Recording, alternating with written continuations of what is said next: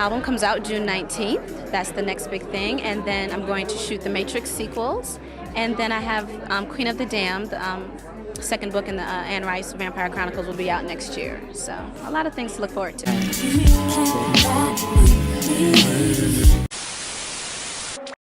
What up? This be your boy Q. Welcome back to my channel. And we're gonna get right into it. The 20th anniversary of the death of the late, great Aaliyah. And in this video, we're just gonna do a walk down memory lane, basically.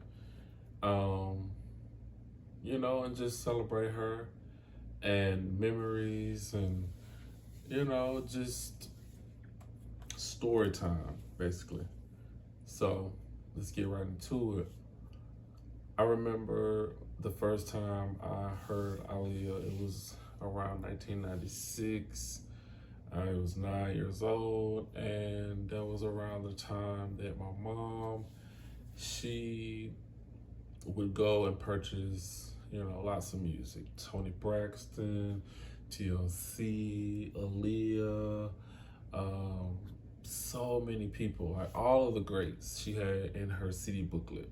So, of course, I had my CD player, and I would just get her CD book and just listen to everybody.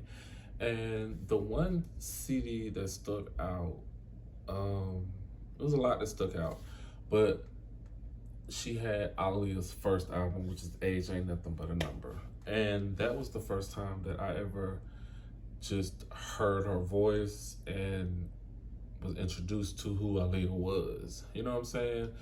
And I fell in love with the voice. You know what I'm saying? It was the album, like from top to bottom.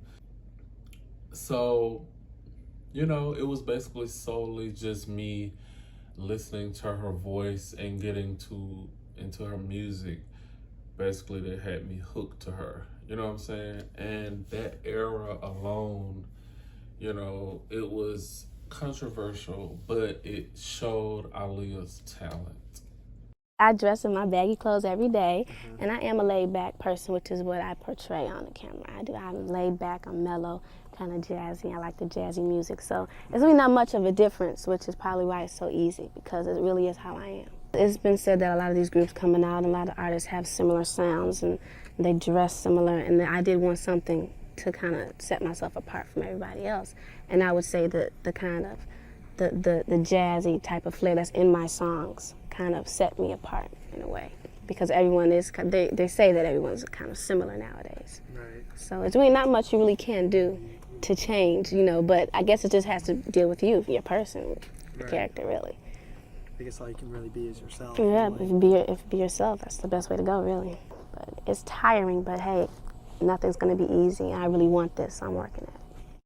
Now, I didn't get into Aaliyah's second album, One in a Million, until after her death. Because at the time, again, when I was introduced to Aaliyah, I was 9 years old. I wasn't able to go to the CD store and buy my own albums. It was until I was about 15, 16, 17, when I was able to go and purchase albums that I really wanted. And I was also a huge fan of Michael Jackson. So it was easier. And, you know, I was, at that age, I was really obsessed with Michael Jackson, especially like 9, early kid years. Like, I was very obsessed with Michael Jackson. So, you know, the One in a Million era, like I said, I got into it after her death. It was amazing to me as well, as far as the album wise. Like, visually, I had seen, you know, the videos by this time, you know, and the singles. We all know One in a Million, If Your Girl Only Knew, 4-Page Letter, Got to Give It Up, you know, Hot Like Fire. So it wasn't, I wasn't able to get into the full album of One in a Million, you know what I'm saying, as far as the songs. So One in a Million, I think it was an era for Aaliyah to transition from Age Ain't Nothing But a Number, the controversy, and you know, it was just time for rebranding for Aaliyah. You know what I'm saying? It was time to step out of that box. When she got with Timbaland and Missy, she also worked with Jermaine Dupri, Rodney Jerkins, and a lot of other people and writers to cultivate One in a Million, which was majority produced by Timbaland and Missy, which, you know, we all know it changed the game of R&B at that time and created a sound that was completely unique, and it was so raw and original, and everybody wanted that beat. Everybody wanted to try to copy and redo that sound. So I feel like that the One in a Million era was essential for her career because it showed that she didn't need R. Kelly to be successful. With this album, she had Timbaland and Missy, and again, the other producers, and it was a smash, double platinum. This album it shows the growth over the past 2 years. I'm 17 now, so I've grown in a lot of ways, and this album shows that. It shows my vocal, I think it shows all of my vocal range. I took a lot of risks on the album. I tried different things, and that's the main change from the two albums. I love all kinds of music, and I want to be known as the kind of singer that can do all of that. So that's why I wanted the different varieties on the album to showcase each part of my personality. And definitely, I love the soul, hip hop, and the R&B. I love it all, but I do want people to see me as the type of artist that can sing any kind of music. There are a lot of people I would love to collaborate with. I like D'Angelo. I think he's a very, very great producer and artist. I would love to do something with him. And Janet. I admire her a great deal. I think she's a total performer, total artist. And if I could collaborate with her on something, that would be a dream for me. Now, from One in a Million to her third and final album, it was a 5-year stretch where we had the song Journey to the Past from Anastasia, the Romeo Must Die soundtrack, the Dr. Dolittle soundtrack with Are You That Somebody? So Aaliyah stayed present here and there, but again, it was 2001 when her third and final album was released. And this was her best album. This was her best work.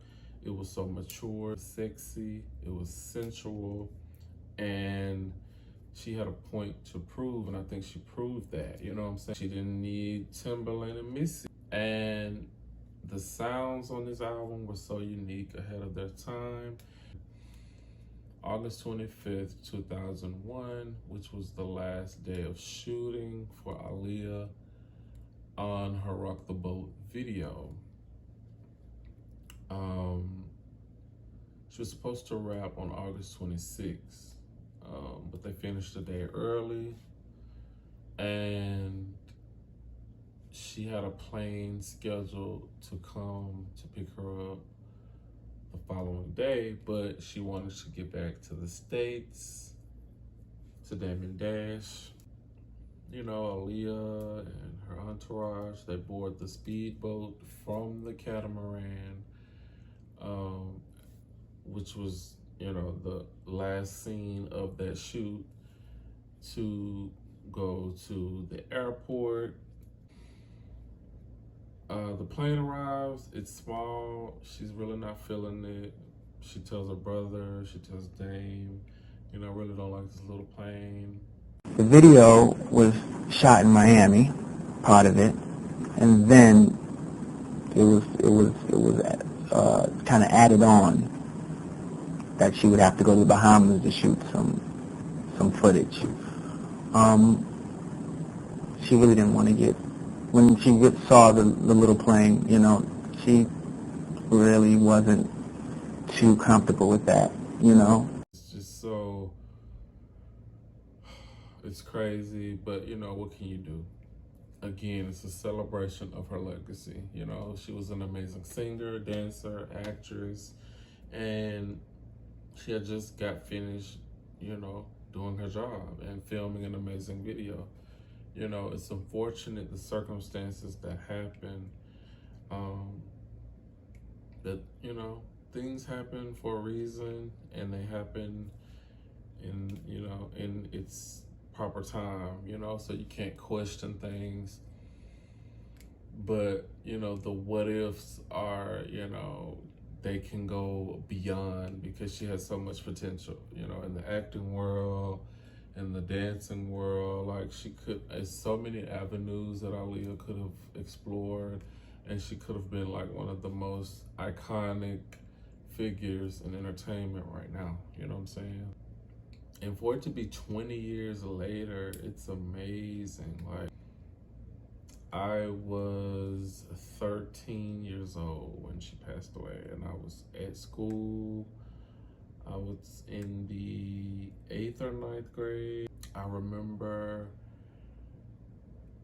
finding out the actual day after, which was the 26th, when the news and the news and all of that, you know, got wind of the situation. Just hearing the news, it was kind of like, wow. It was crazy, because her last album, like, it was like something that I really I had to have it. And at the time, my mom, you know, she wouldn't buy it for me. And so my aunt snuck and got me a bootleg copy of it. And I think, like, by the time 2002, 2003 came around, 4, you know, we had the Napster and all of that. So I had like her whole catalog, and that's when I found out a lot of her like songs I've never heard before, like Death of a Player, No Days Go By, and stuff like that. But 20 years later, and she's still going to continue to be iconic for generations to come, you know what I'm saying? Her music is now available on streaming platforms, you know, and One in a Million was recently released, and I think what's really gonna do numbers is the Aaliyah Red album release, September 20th. I think that's the one that's really gonna do numbers. But this video was basically to showcase Aaliyah. It's been 20 years, you know, 3 studio albums, 2 movies, a short career, a beautiful young woman. But, you know, she just had that specialness about her. You know what I'm saying? That she was able to capture an audience, and like, she was so different from everybody else around her. She created her own lane. She was the cool girl. She was the relatable girl. Like, she was the girl that all the girls in high school wanted to, you know, dress like and be like. You know, she was just that girl. You know what I'm saying? So, yeah. What y'all think?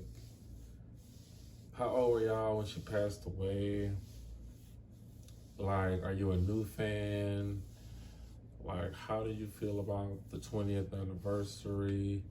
It's so many controversies going on at this time. You know, with the book lady and the R. Kelly, you know, situation. It's just, I may do a video about, you know, the trash book, or the just the trashness around, you know, when Aaliyah is talked about, or it's just something special, there's always, you know, an R. Kelly situation. There's always this, you know. R.P. Aaliyah, I love you, baby girl. 20 years, and then I'll always be a fan forever. You know what I'm saying? I've always been a fan, and, you know, I'm gonna keep making these videos about your girl. So, this your boy Q. Thanks for watching my video, and I'm out. Peace.